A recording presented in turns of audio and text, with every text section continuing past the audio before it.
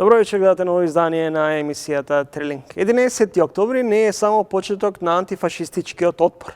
Во антихитлеровата коалиција Македонија влезе со се уште недефиниран државен статус, но со желба да конституира своја власт. Астон беше почеток на формирање на нови институции. Има многу за проучување за подкусурувањето на Македонија, на Јалта. Но ова се минути за годинешните лауреати на државната награда 11 октомври, која ќе биде додадена оваа сабота. А оваа награда за животно дело добија актерката Теута Ајдини Јегени, хорската диригентка професор Летка Димовска Полизова, како и продуцентот и промотор на македонската уметност Иво Јанковски. Лауреати за научните достигнувања се и академик Глигор Јовановски и професор доктор Константин Димитров. Ние 30 години наназад немаме систем на функционирање во главниот град и затоа сме се довеле денес во ваков крах.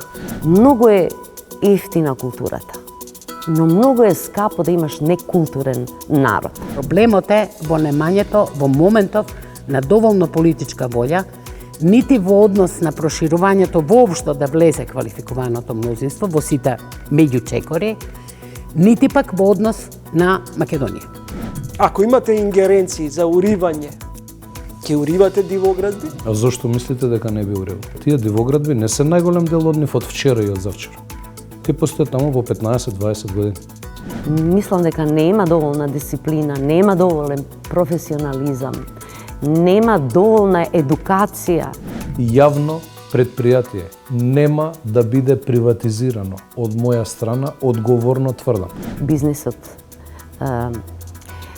е коруптиран и тој исто така, на лесен начин се правиш бизнесмен.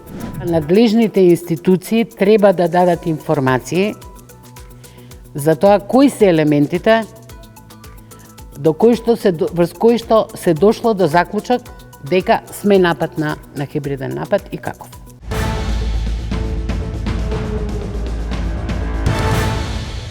Влегуваме во втората етапа од изборниот караван. И во ова издание еден од кандидатите за градоначалник овој пат на Скопје на метрополата, Орце Георгиевски, кандидат на ВМРО ДПМН, поточно предводена од коалицијата на власт. Орце Георгиевски, благодарам што издвоивте време во оваа набиена агенда со активности. Што за вас значи Скопје метропола и дали денеска, после 3 децени, повеќе од 3 децени државотворност, може да збориме дека Скопје е метропола? Па една од причините и мотивација моја за да се кандидирам за градоначалник и да станам градоначалник на главниот град е токму тоа поради тоа што Скопје не е метропола во моментов. Односно, ние сме многу далеку од оние стандарди кои што треба да ги исполнуваме како град и услови кои што треба да ги создадеме за граѓаните за нормално функционирање. Ако тргнеме најпрво од немањето на основни елементарни услови за живот во главниот град, тоа подразбира недоволен притисок за вода и недоволно покривање на мрежата водоводна. Тоа е првенствено за мене, не смее да си дозволиме во 21 век да граѓаните, знаете летно време што се случува, малтене половина град нема вода за пиење. Канализационите мрежи, оние кои што ги има се во катастрофално лоша состојба, но и треба нови краци на канализациони мрежи, атмосферска канализација да не ни се случува при секое врнење на дожд половина Скопје да се поплавува. Значи, јас сакам да кажам на самиот почеток дека ние основните елементарни услови за живот ги немаме во главниот град. Да не говорам понатаму за тоа како комунална хигиена не функционира изминатиот период, како граѓаните немаат автобуси за да стигнат до своите работни места или повозрастните до болниците или децата да стигнат во училиште или на факултет.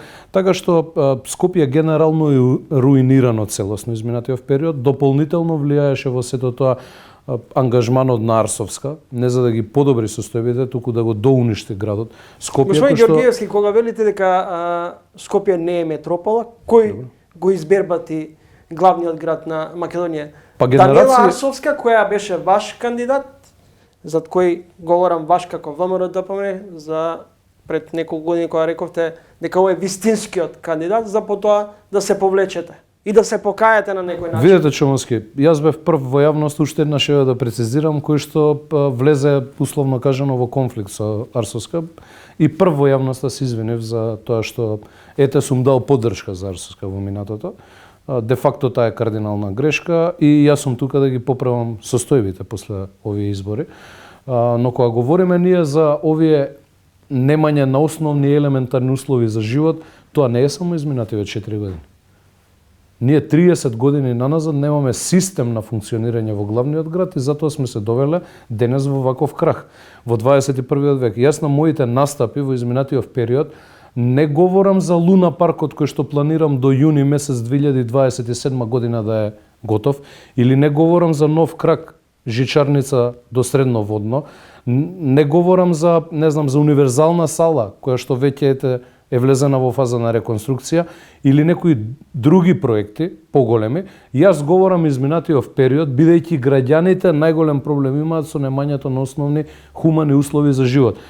Недоволно и нередовно собирање на смет, микродепонии буквално на секој ќош низ градот, немањето на доволен број на автобуси и доцнење на тие кои што ги имаме, што значи дека ние од малите проблеми кои што го гушат нашиот народ во Скопје, не можеме да разговараме денес за поголемата слика, односно за проекти од поголемо значење за сите скопјани. Вие најавивте дека... Така што, јас само да сумирам, јас во Кисела вода изминативе 4 години кога говорев за решавање на водоводни и канализациони мрежи и атмосферски мрежи. Говорев дека 30 години наназад никој не ги изградил. И утре во Скопје кога ќе ги реализирам, истото ќе го кажам. Дека во одредени населби, еве во Ѓорче на пример, високата зона, прв приоритетен проект ќе ми биде решавање на водоснабдувањето висока зона Ѓорче Петров. 2,5 милиона евра чини тој проект. Никој во 30 години не утврдил дека тоа е приоритетно Ѓорче Петровци да имаат вода за пиење. Или половина водно, Црниче, Пржино, Нерези, што немаат вода изминативе години. Тоа се основни елементарни услови кои што некој и пред мене, и пред Арсовска, и пред Шилегов требало да ги реши. Не е доволно на скопјани да им организирате само културни настани. Треба првенствено да ги решите основните хумани услови за живот, да им ги обезбедите, да имаат нормално, пристојно живење во 21 век и за 4 години од денес, како што кандидатите во Кисела вода за градоначалници сега, од сите политички партии, вклучувајќи и кандидатката од мојата политичка партија, не говорат за канализациони мрежи и за водоводни мрежи. Затоа што Орце тој изминативе 4 години го завршил. Истото ќе го направам и во градот Скопје. Најавивте дека доколку бидете избран за градоначалник на Скопје, во првите 72 часа ќе средите, ќе спастрите метрополата. Како е тоа возможно во услови кога речиси сите јавни предпријатија ви се во колапс, нефункционални се? Видете, треба само добра организација. Јас нели не е добро самиот за себе. Ако велите треба добра организација, дали тоа значи дека сите досегашни градоначалници биле лоши менаџери? Па немало досега ваква лоша состојба како што имаме денес. Тоа треба да го признаеме.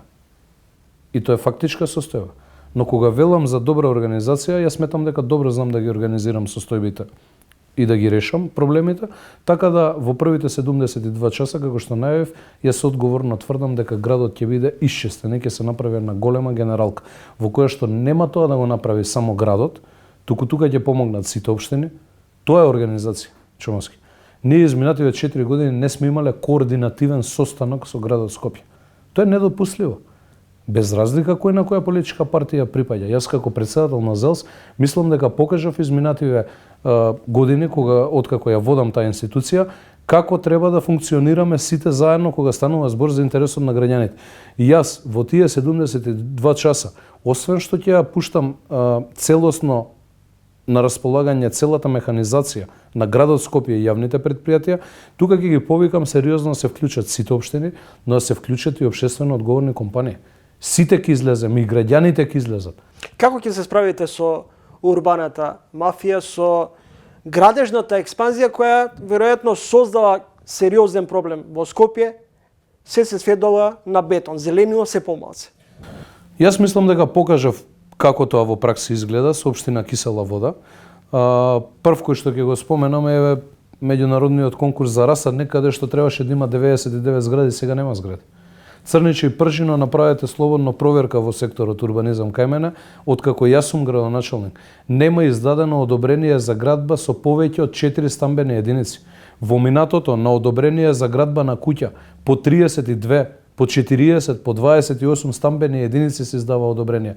Откако јас сум градоначалник, бидејќи граѓаните тоа го побарале од мене, сум останал доследен на тоа ветување. Повеќе од 4 стамбени единици нема издадено одобрение. Ќе донесете ли одлука? Истата пракса ќе биде и во градот Скопје.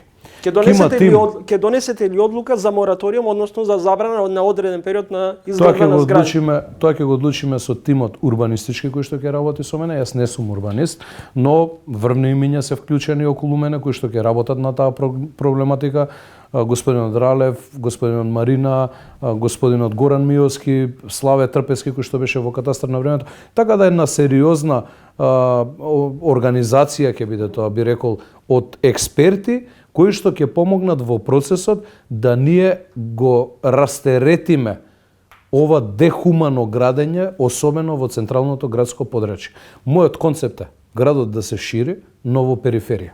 И така ќе функционира наредните 4 години. Ако на таков голем број дивоградби лоцирани само во една општина, претпоставам дека има и во другите општини, ќе дозволите ваквиот тренд да продолжи натаму? Сега тука треба да сме докрај јасни. Јас многу прецизно изминатиот период на оваа тема сум говорил дека сум против дивоградбите, сум против. Дека сум прв градоначалник во историја на општина Кисела Вода кој што постапувал против дивоградби. И индивидуални и колективни сум постапувал. И сум докажал дека законот треба да важи еднакво за сите. И ќе важи во градот Скопје. Но треба да ги видиме ингеренциите на градот Скопје. Градот Скопје е единствена институција под локална самоуправа која што нема градежна инспекција. И јас барам или да ми се дозволи да имам градежна инспекција, па ќе видите во пракса што значи постапување против дивоградби, или државата да ги превземе и од локалната самоуправа, односно да се централизира делот со инспекции, за да не си поделуваме одговорност во перспектива.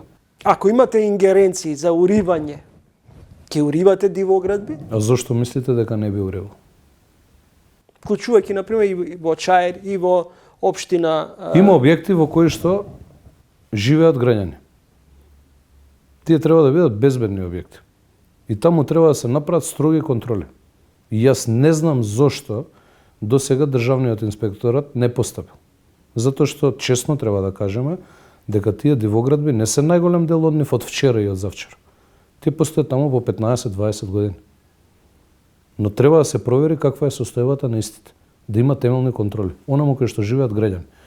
За делот на отпочнување на дивоградби, јас би бил поригорозен од било кој во минатото. Кој дозволува, например, ќе се изградат згради, ќе се вселат луѓето без имотни листови? Мислам дека тука од една страна е самоволија на поединци, кои што сметаат дека се помоќни од законот, Добро. А од друга страна пак и одредено непостапување на локалните инспекции, но затоа велам јас да не биде дека локалната инспекција не постапила, а не постапила и државната инспекција, затоа што имаме ние државен инспекторат за градежништво, јас велам или нека се централизира целиот процес, или нека дозволат и градот Скопје во наредните 4 години да има своја градежна инспекција, кој што ќе може да постапува, па ќе видите во пракса како изгледа. Дали на Скопје му треба нов урбанистички план? Сега, Нови средства за сообраќај, вклучувајќи тука се предлагаат од трамвајни Скопје, електрични автобуси. Што во тој дел? Па кога споменавме на почетокот во делот зошто не сме метропола, еве јас би го споменал и решавањето на сообраќајниот хаос, кој што пак ќе влијае, доколку го средиме, а сум убеден дека во наредните 4 години ќе го средам, ќе влијае на промената на амбиенталниот воздух. Затоа што сериозен дел од загадувањето и поради сообраќајниот хаос кој што го имаме во централното градско подрачје, но и поради ненудењето на алтернативно превозно средство за нашите сограѓани. Од една страна ние имаме нефункционално јавно сообраќајно претпријатие ЈСП Скопје, за кое што ете во март месец од владата ќе добиеме 80 нови еколошки автобуси. Од друга страна, има 60 автобуси кои што не се ставени во функција, се од приватните превозници, кои што веднаш по првиот ден од како ќе станам градоначалник ќе бидат ставени во функција, што значи дека ние генерално ќе го нормализираме процесот. Тука ги предвидувам и оние автобуси кои што не се исправни технички во моментов, а ќе треба брз сервис да се направи на истите, и тие се некаде околу 40, ние ќе ги нормализираме состојбите во тој дел. Ние треба да довршиме одредени проекти кои што во моментов не се довршени, а се останати по неколку години наназад. Дел од нив се и од времето на Коце Трајановски, како булеварот Борис Трајковски, но имаме мостот на Љубљанска, мостот Генерал Михајло Апостолски, Гази Баба и аеродром поврзувањето. Имаме Момин поток, клучката која што не е довршена, кои што исто така ќе влијаат на нормален проток и подобрување на движењето во главниот град, и сето тоа повторно доведува до моментот дека ние ќе влијаеме со сите тие процеси на подобрување на амбиенталниот воздух во главниот град, но тука се и проектите кои што јас дополнително ги предвидувам во мојата програма. Не знам, еве, улица Хрватска, прва фаза, ново поврзување на Гази Баба со Бутел, сериозно растеретување на сообраќајниот хаос таму. Есенинова пробивање до Шампионче, сериозно растеретување на сообраќајниот хаос кој што го имаме во Кисела вода. Првата подземна сообраќајница за мене еден од најприоритетните проекти од мојата програма и најголем предизвик, затоа што во Македонија немате подземна сообраќајница. Таа сообраќајница планирам одма со ребалансот да биде распишана тендерска постапка и да започнам при крајот на годината да почнам да реализирам истата, затоа што тоа сериозно ќе влијае на сообраќајниот метеж Кисела вода центар делот. Така да ова е се на се цела композиција која што мораме од повеќе аспекти да делуваме и да ставиме во функција за да ги нормализираме процесите. Тогаш веќе ќе разговараме за сериозна метропола и за град кој што го заслужуваме ние како скопјани да го имаме и да живееме во него. Дополнително тука би го споменал и проектот на Министерството за транспорт и врски, градски воз, за кој што министерот најави дека веќе му се обезбедени средства за првата фаза, која што предвидува Зелениково до транспортен центар Скопје, но и дополнително кракот до Ѓорче Петров, а подоцна и дополнителни поврзувања во уште две фази, кои што ќе значат нова алтернатива за граѓаните во Скопје. Знаете, возилата ќе се намалат кога граѓаните ќе имаат алтернатива. Јас често говорим изминатиот период, извинете, малку сум експлицитен, но морам тоа да го споменам. За за централното градско подрачје да го направиме да биде единствено за пешаци. Да не функционира мал ринг делот со возила. Ние тоа можеме да го направиме, но прво треба да создадеме услови за тоа така да функционира. Не е доволно само вие да оневозможите некого да функционира на една позиција, а при тоа да немате создадена алтернатива. Јас затоа приоритетно Лимак ќе го почнам со растеретувањето на сообраќајниот хаос во централното градско подрачје. Преку Лимак јас тогаш ќе создадам услови за мал ринг да е слободен само за пешаци. Зборувате приоритети, прашањето е кој е прв приоритет, велите чистење на метрополата. Тоа е 140 милиони евра е буџетот во моментот со кој располага град Скопје, тоа е последниот за 2025 година, но како на филмска лента едно те исто ни се случува секоја година. Дојде зима, се гушиме. Се слагам. Секој лето ни се случуваат пожари, немаме доволно технички капацитет да се справиме, па мораме да бараме алтернативни решенија и помош од надвор. Како ќе го менаџирате овој дел? Видете, Чомовски, јас кога споменав дека ние немаме систем, тоа и го мислев. Ние не треба да се доведуваме во состојба да имаме лош градоначалник за системот да не функционира. Кога јас ќе создадам система, ќе го создадам по превземањето на власта во градот Скопје, нема да биде важно за 15 години од денес кој е градоначалник на градот. Тогаш ќе има систем во кој што систем ќе се подразбира дека возниот парк во ЈСП мора да се обновува етапно. Или дека пожарните возила треба да се обновуваат, а не да работат пожарникарите кои што секогаш се први на линијата, и според мене најдобро предпријатие е тоа во моментот во градот Скопје. Не треба да се доведуваме во ситуација да милоста на владата биде пресудна за ние да го обновиме возниот парк. Еве, ВМРО ДПМН ги има набавено во минатите влади автобусите кои што моментално се возат во градот Скопје. Повторно доаѓа ред после години ВМРО ДПМН 80 автобуси да обезбеди. Тоа е така затоа што ние немаме систем во градот Скопје. Системот подразбира да не е важно кој е прв човек на градот Скопје. И да немате во тие ситуации, кога ќе се погоди и лош градоначалник како Арсовска, но и Петре не беше ништо подобар, ако имате вие функционален систем, тогаш нема да дојде до сериозен крах на јавните предпријатија и крах за услугите за граѓаните како што имаме во моментов. Недопустливо е ние да се доведеме во ситуација поради лош менаџер да не се собира ѓубрето во градот. Или автобусите да се чекаат по неколку часа, да имаме целосна неизвестност и да се случува многу често да не ни дојдат по неколку часа чекање на автобуските станици. Така што јас пред се во главниот град ќе создадам систем, кој систем подразбира целосна функционалност на јавните предпријатија. На долг рок функционалност на системот и без притоа момент на слабост кој би предизвикал она што го споменавте вие.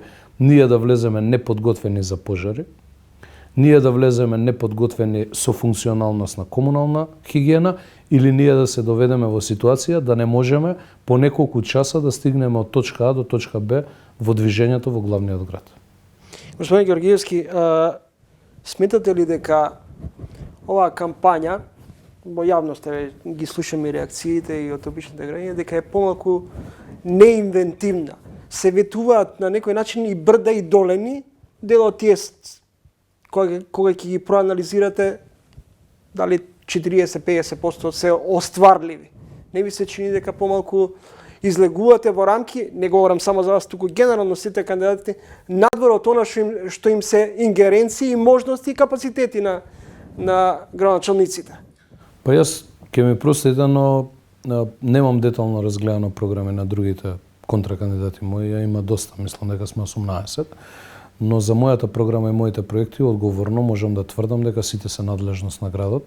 Мојата програма, освен што ја правевме во консултација со граѓаните, правена и со експертски тим, луѓе кои што се сериозни, секој докажам во својата фела и домашни и меѓународни, кои што учествува во процесите на внимателно одбирање на проектите и кога ќе направите вие пресметка, вкупниот износ на сите проекти кои што јас ги ветувам во програмата е некаде помеѓу 180 и 220 милиони евра.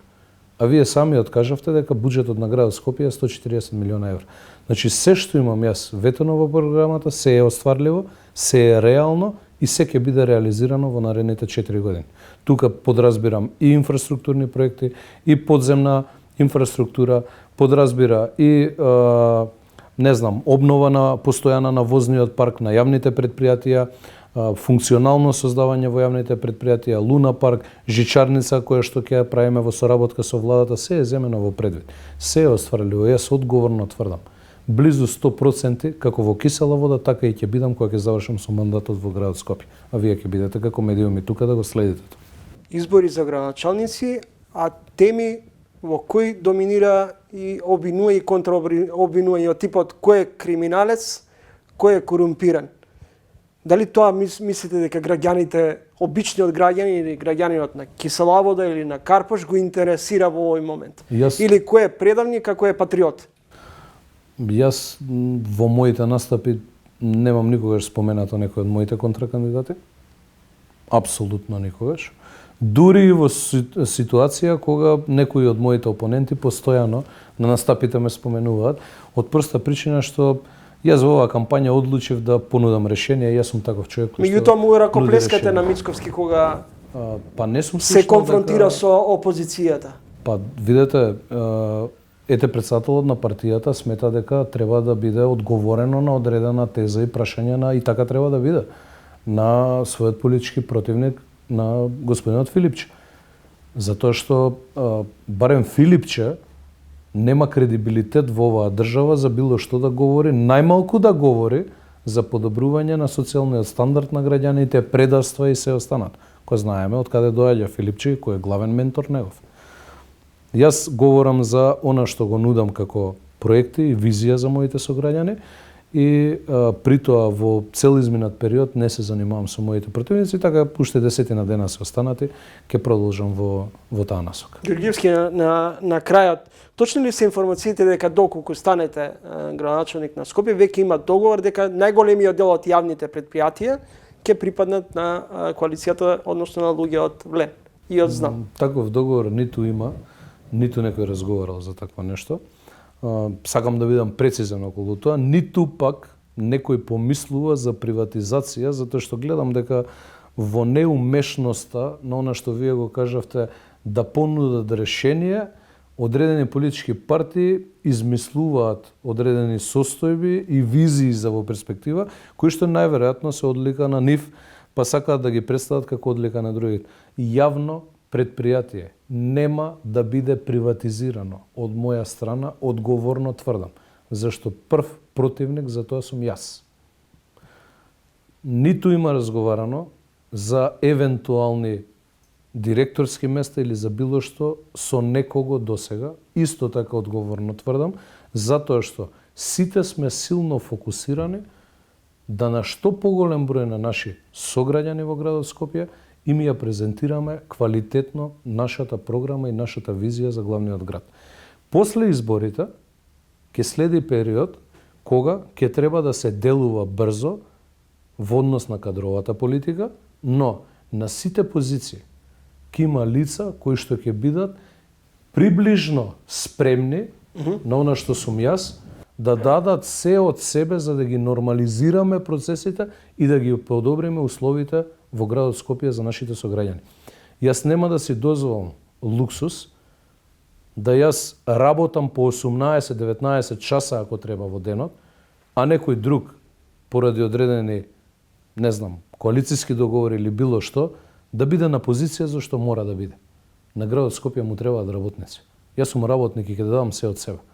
Јас семејството не си го гледав изминатите 4 години за кисела вода да има напредок. И го постигнав тоа. Затоа и имам и толку силна поддршка во мојот дом овде во кисела вода. Но ќе имам и во цело Скопје, затоа што ќе дадам се од себе за да ги подобрам условите за живот за моите сограѓани овде. Јас ќе создадам дела во наредните 4 години по кои што ќе ме паметат граѓаните и тоа е и целта поради која што сум влезен во политиката. Прво човек, а потоа градоначалник. Зарем овој слоган не е помалку апсурден? Секој градоначалник зарем не е човек? Не, има многу луѓе, ама малку од луѓето знаат да бидат човек. Човек според мене состојба во која што секој ќе може во секое време да се потпре на вас. Да знаете дека имате човек на кој што ќе може да се потпрете. И мислам дека е многу правилен слоган, особено за локални избори. Градоначалникот и општината, или во случајот градот Скопје, е првата врата на која што тропнуваат сите граѓани. Иако станува збор за надлежности кои што не се на локалната самоуправа, дали се социјални проблеми или било какви проблеми, граѓаните треба да имаат на кого да се потпрат.